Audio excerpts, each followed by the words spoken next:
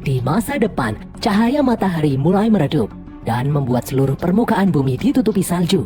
Umat manusia berusaha menyalakan kembali cahaya matahari dengan cara meledakkan bom super besar di inti matahari. Sebuah pesawat luar angkasa, Icarus I, dikirim menuju matahari dengan membawa bom tersebut. Namun misinya gagal. Icarus I tidak pernah kembali lagi. 7 tahun kemudian, pesawat luar angkasa Icarus II kembali diterbangkan dengan membawa bom terakhir untuk bisa menyalakan kembali cahaya matahari sampai ke bumi. Pesawat Icarus II membawa bom super besar dengan perisai super tebal yang bisa melindungi muatan dan para awak dari panasnya badai matahari.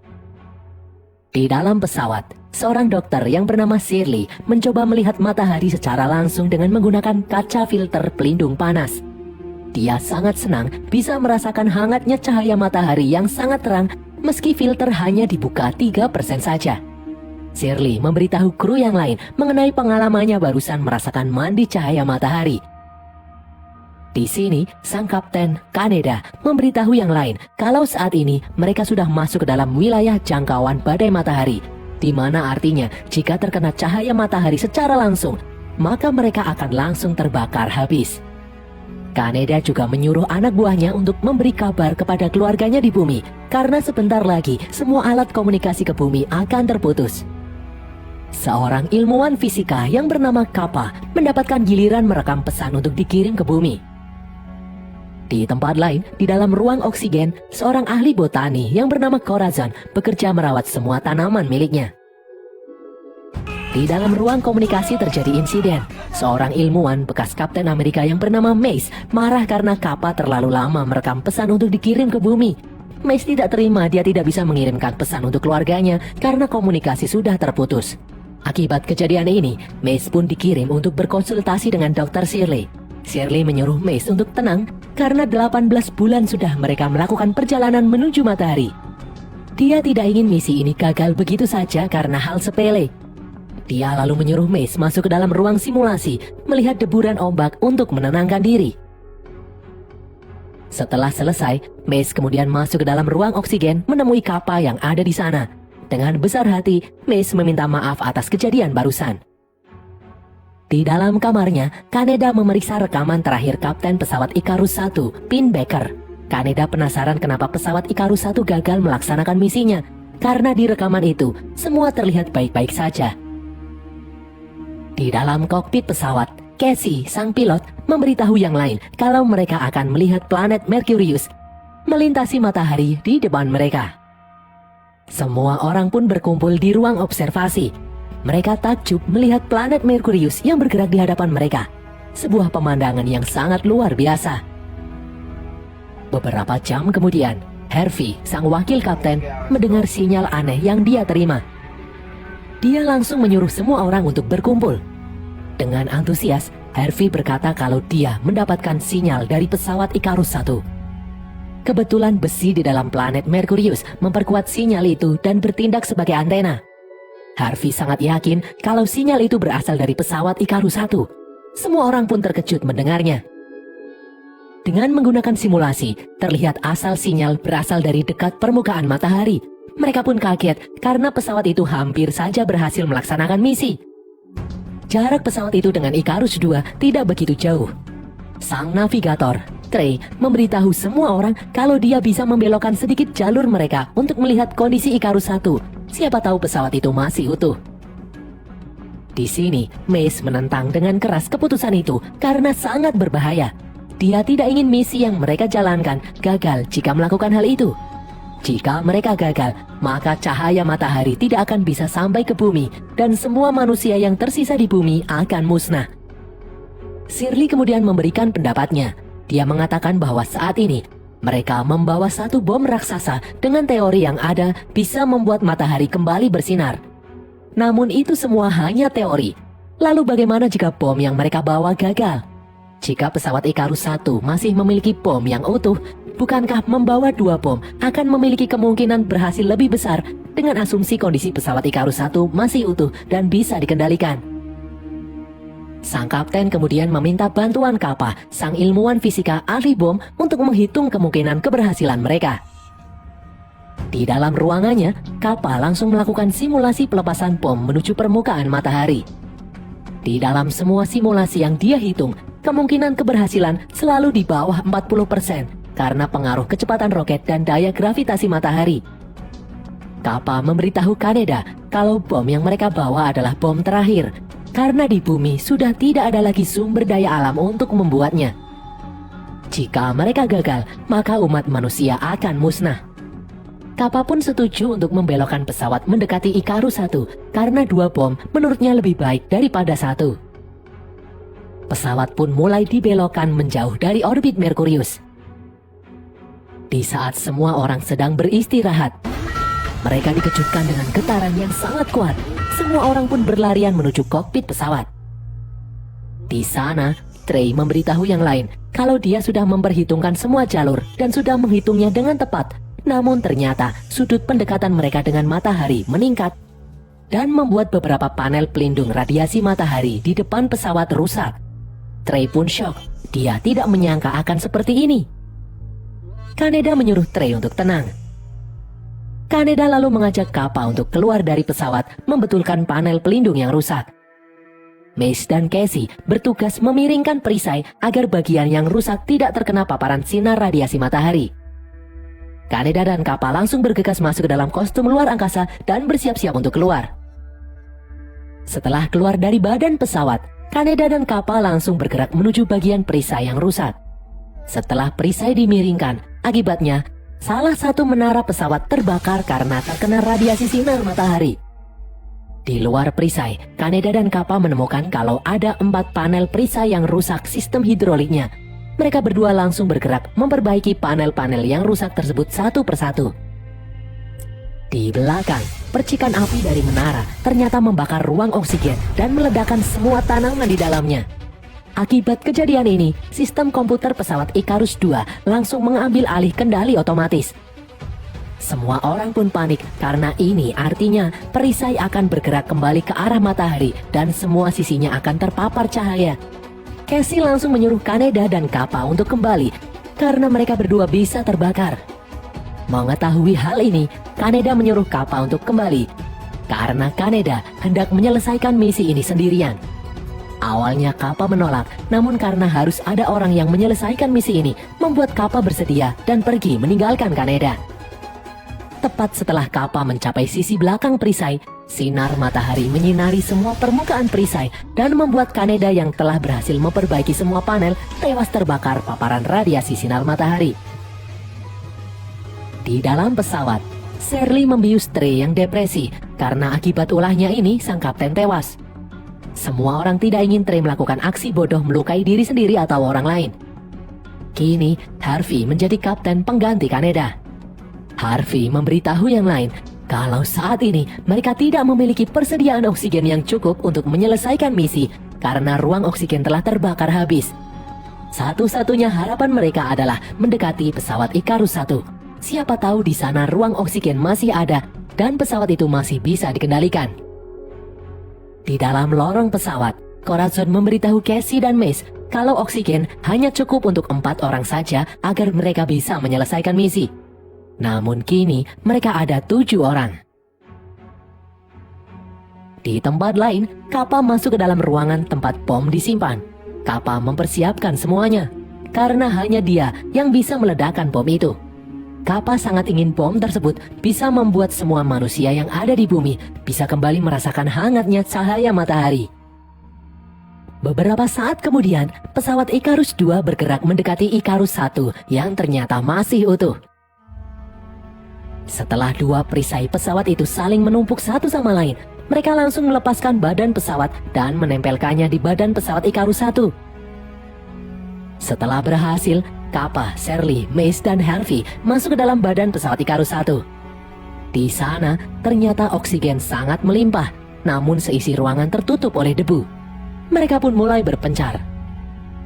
Di dalam ruangan oksigen, Harvey melihat kalau semua tanaman di sana masih tumbuh dengan lebat. Di dalam kokpit pesawat, Mace menemukan rekaman terakhir komandan pesawat Icarus 1, Pin Baker, yang menyebut kalau dia sengaja membatalkan misi karena dia telah berbicara dengan matahari yang sengaja ingin membuat semua manusia musnah.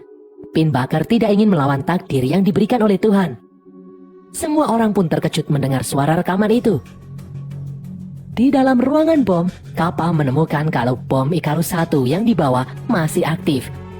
Namun, di dalam ruang server, Mace menemukan fakta kalau sistem pendingin server telah rusak, alias pesawat sudah tidak bisa diterbangkan lagi.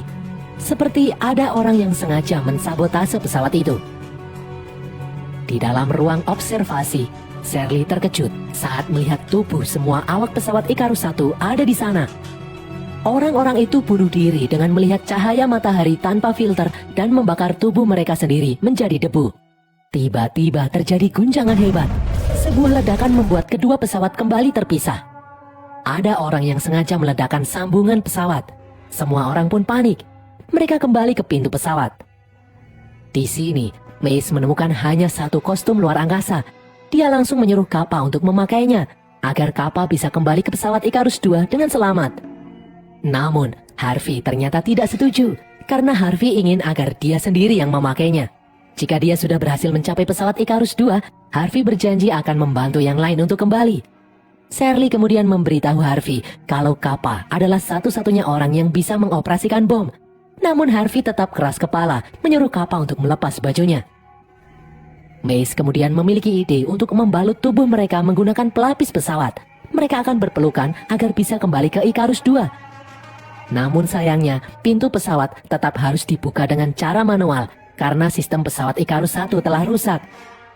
Shirley pun mengorbankan diri untuk membukakan pintu dari dalam, membiarkan dirinya sendiri ditinggal di dalam pesawat Icarus 1. Setelah semuanya siap, Shirley langsung membuka pintu pesawat.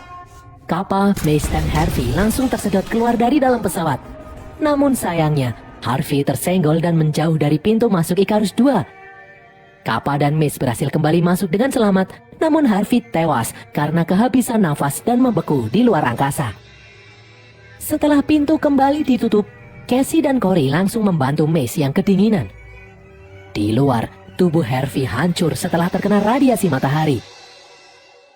Setelah dua pesawat itu kembali berpisah, di dalam pesawat Icarus 1, Shirley berjalan masuk ke dalam ruang observasi. Dia melihat cahaya matahari tanpa filter dan langsung menghanguskan tubuhnya.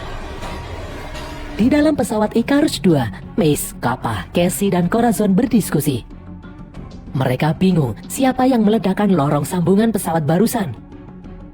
Mace mencurigai kalau itu adalah aksi Trey yang depresi. Di sisi lain, jika satu di antara mereka disingkirkan, maka oksigen akan cukup membawa 4 orang menyelesaikan misi. Di sini, sisi kemanusiaan mereka diuji. Mace ingin membunuh Trey agar mereka bisa melanjutkan misi. Dari 4 orang di sini, hanya Cassie lah yang tidak setuju karena dia tidak tega. Namun Mace tetap membulatkan tekadnya hendak membunuh Trey. Dia pun bergerak menuju ruang perawatan. Sesampainya di sana, Mace terkejut melihat Trey yang sudah tewas tidak bernyawa karena bunuh diri. Semua orang pun sedih melihatnya. Setelah pesawat itu mulai mendekati permukaan matahari, Kappa yang sedang mempersiapkan bom kaget karena sistem komputer mendeteksi kalau saat ini di dalam pesawat ada 5 orang awak. Kappa pun terkejut karena seharusnya mereka yang hidup ada 4 orang. Lalu, siapa awak pesawat yang kelima? Kappa pun langsung bergegas menuju ruang pengamatan. Di sana, dia terkejut melihat sosok manusia yang sedang mandi cahaya matahari. Tubuh orang tersebut penuh luka bakar. Ternyata itu adalah Pinbacker, Kapten Icarus 1 yang sengaja menggagalkan misi karena dia tidak ingin menggagalkan takdir Tuhan yang ingin memusnahkan umat manusia. Pinbacker lah orang yang meledakkan lorong sambungan barusan. Pinbacker langsung menyabet dada Kappa. Kappa yang ketakutan pun langsung kabur masuk ke dalam ruang ventilasi. Setelah Kappa berhasil masuk, dari luar, Pinbacker mengunci pintu secara manual, mengurung Kappa di dalam ruang ventilasi. Pinbacker lalu memasuki ruang mesin dan mengeluarkan semua server dari kolam pendingin. Di dalam ruang oksigen, Corazon yang sedang sibuk mengamati sebuah tunas pohon yang berhasil tumbuh. Tiba-tiba dari belakang, Pinbacker datang dan menusuk Corazon hingga tewas. Di dalam ruang ventilasi, Kappa yang terluka berusaha meminta bantuan, namun tidak ada seorang pun yang dapat mendengarnya. Beberapa saat kemudian, Semua lampu di dalam pesawat padam karena kegagalan sistem. Casey yang sedang beristirahat pun bingung. Dia kemudian keluar mencari tahu apa yang terjadi. Tiba-tiba, pin bakar muncul di hadapannya. Casey pun langsung lari menjauh. Di dalam kokpit pesawat, Mace menyalakan tenaga cadangan. Di dalam layar CCTV, Mace melihat Kappa yang terjebak di dalam ruang ventilasi. Mace pun langsung menghubungi Kappa melalui alat komunikasi di dalam baju astronot. Melalui alat komunikasi ini, Kappa memberitahu Mace mengenai pin bakar yang berusaha menggagalkan misi. Di dalam ruang server, Mace terkejut melihat semua server sudah keluar dari dalam kolam pendingin. Karena peralatan sudah rusak, Mace terpaksa memasukkan mesin secara manual. Mace masuk ke dalam kolam super dingin untuk memasukkan server. Lampu pun akhirnya berhasil kembali dinyalakan. Di saat memasukkan server kedua, kaki Mace tersangkut. Akibatnya sistem komputer gagal untuk dinyalakan. Alias, Kappa harus melepaskan bom ke permukaan matahari secara manual. Mace memberitahu Kappa mengenai hal ini melalui alat komunikasi. Mace pun akhirnya tewas kedinginan. Mendengar informasi itu, Kappa langsung mengambil mesin las dan membobol pintu ruang ventilasi sambil memakai setelan astronot. Setelah berhasil, Kappa langsung mengikat tubuhnya dan membuka pintu menuju keluar. Hal itu membuat tekanan udara di dalam pesawat bereaksi. Semua benda di dalamnya tersedot keluar. Setelah tekanan udara kembali stabil, Kappa berjalan menuju ruang bom. Di sini, Kappa melihat Mace yang telah tewas membeku. Kappa kemudian memencet tombol pemisahan bom dengan badan pesawat secara manual. Kappa lalu bergerak keluar dari badan pesawat dan melompat menuju bom di depannya tepat sebelum bom itu mulai meluncur masuk ke permukaan matahari. Dari jauh, Kappa melihat pesawat meledak karena terkena radiasi sinar matahari. Kappa langsung masuk ke dalam ruang bom di saat bom itu meluncur ke permukaan matahari dengan cepat. Secara mengejutkan, Casey ternyata ada di sana terduduk lemas. Tiba-tiba, dari belakang, pin bakar muncul dan mencekik Kappa. Pin bakar hendak menjatuhkan Kappa di tepi jurang. Dengan bantuan Casey, Kappa berhasil melepaskan diri, namun dia terjatuh di tepi jurang di ruangan bom itu. Beruntung, gaya gravitasi matahari yang aneh membuat Kappa dan Casey tidak terjatuh. Kappa pun langsung bangkit menuju ruang detonator. Sesampainya di sana, Kappa langsung menyalakan bom. Dan bom pun berhasil dinyalakan tepat di saat bom itu masuk ke dalam pori-pori matahari. Bagi Kappa, sesaat seperti waktu berhenti. Dia melihat permukaan matahari tepat di depan wajahnya. Di bumi yang tertutupi salju, istri Kappa sedang melihat pesan yang dikirim Kappa beberapa saat yang lalu. Dia dan anak-anaknya terpukau melihat langit di mana akhirnya matahari bisa bersinar lagi seperti sedia kala. Dan berakhirlah alur cerita film Sunshine ini, guys.